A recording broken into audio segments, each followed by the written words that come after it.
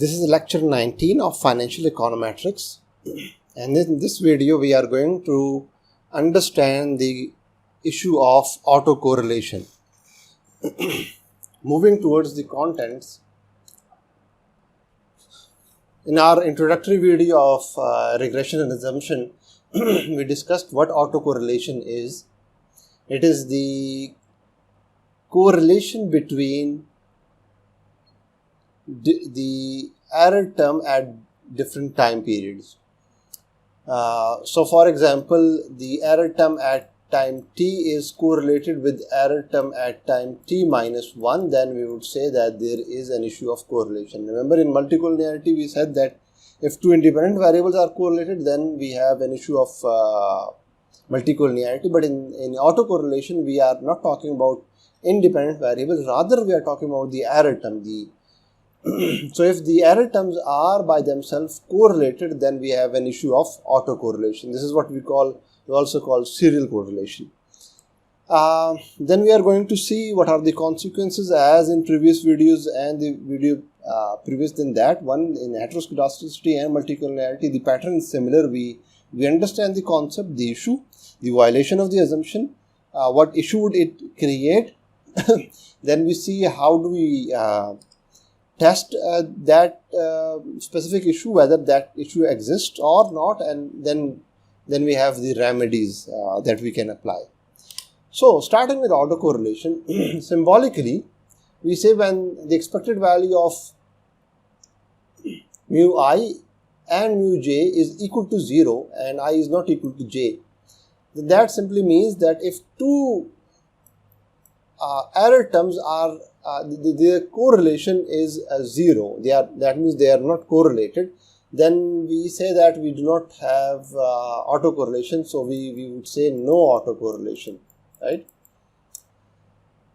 So where the expected value of mu I and mu j is not equal to 0, that would mean that the correlation between mu I and mu j, the error at different time periods, is not equal to 0. They have some kind of correlation. Then we would say that we have a problem of autocorrelation. Now remember, we said that this specific autocorrelation issue is particularly related to time series data, although we might have it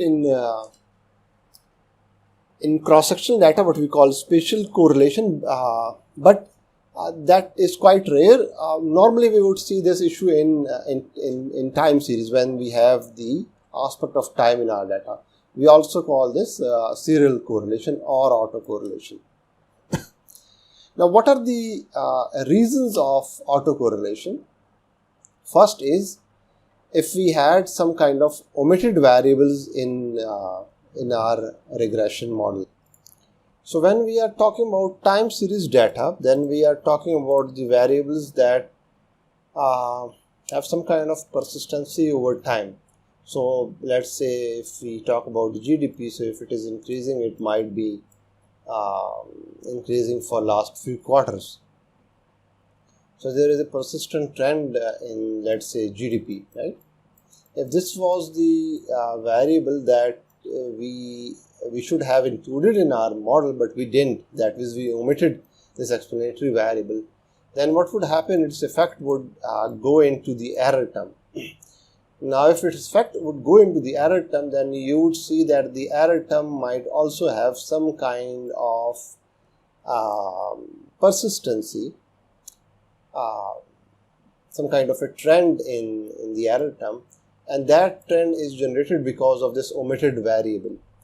So one of the reasons of autocorrelation is the omitted variable. Then misspecified model. See, for example, if our data had this kind of a shape, the data looked like this, but instead of making a parabolic non-linear equation, we fit a linear model, then what would happen is that the error term would be higher at this point, they might decrease, then they would start to increase, right? So So there would be a pattern in the error term, and that pattern would be generated because instead of using non-linear model, we fit the model using a linear equation. So if there is a misspecified model, then that might generate an autocorrelation. Another reason is lags, and by lag we mean the previous value, the value of previous time period. So let's say if we wanted to study the effect of say income on consumption, then one of the variables that would also affect consumption is the consumption of previous time period itself, right? This is what we call autoregressive model because it has a lag value of the dependent variable. Now what this model says is that the consumption is affected by income and by the consumption of the previous time period. So if let's say an individual was consuming 1 kg of some product, then suddenly his behavior might not change. He might not start consuming quite lesser quantity. There would be a gradual shift towards the lesser quantities. So let's say if a country is consuming 1000 barrels of oil, so today's consumption would be affected by yesterday's consumption. They might gradually increase or decrease their consumption, but it won't be a drastic shift. So the point is that when the dependent variable is affected by its lag value, then we have an autoregressive model, and if we omit this lag variable, this is somehow related to this omitted variable biasness. If we omit this lag variable, then this effect of this lag variable, omitted lag variable, would end up in the error term, and again we would see some kind of a pattern in this error term.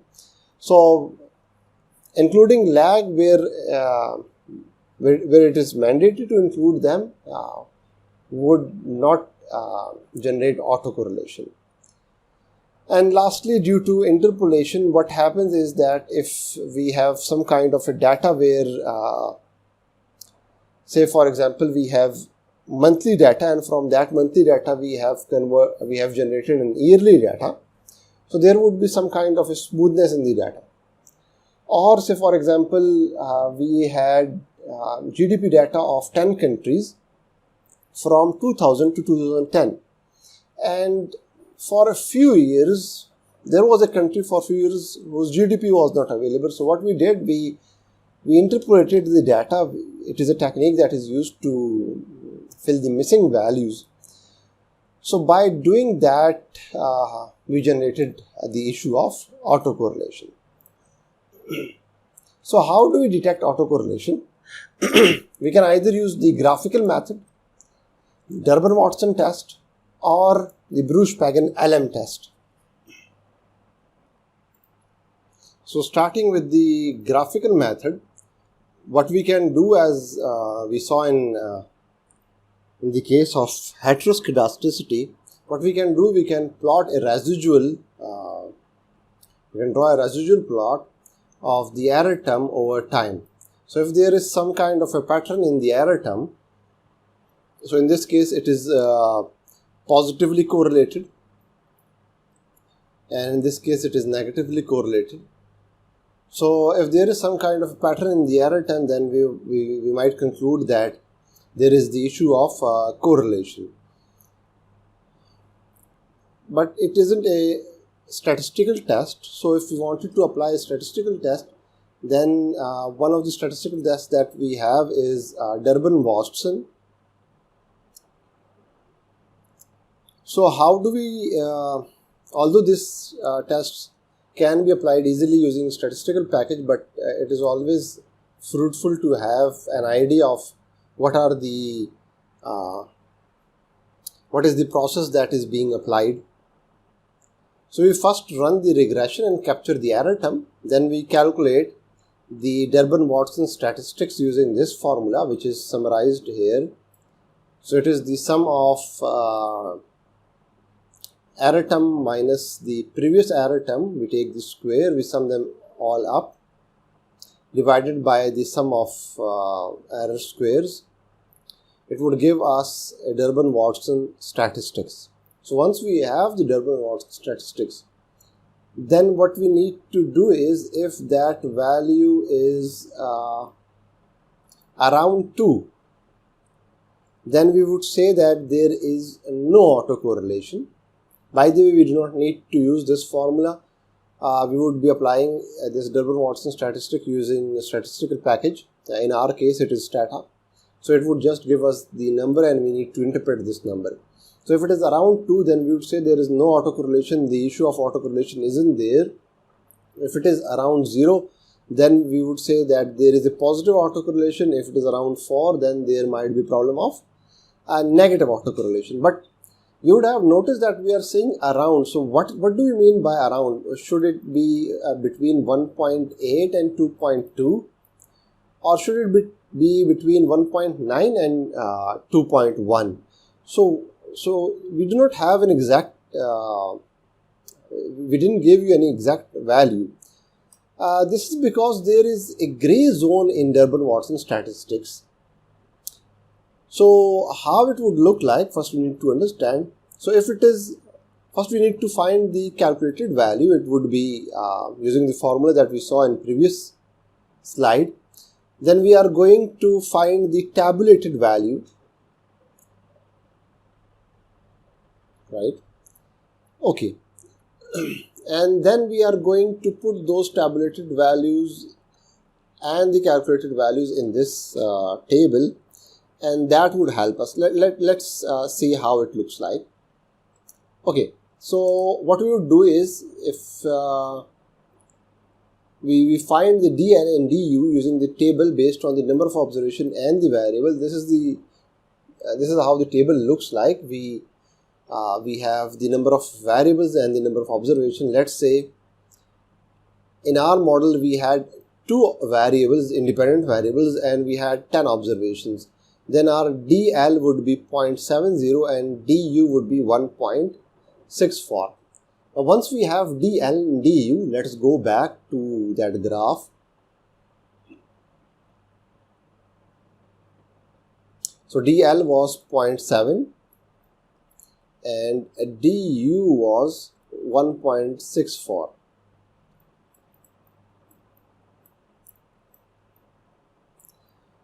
Okay. So on the right hand side, we would find out the 4 minus du, and 4 minus du would be 2.36, and 4 minus dl would be 3.3. Let's interpret these values.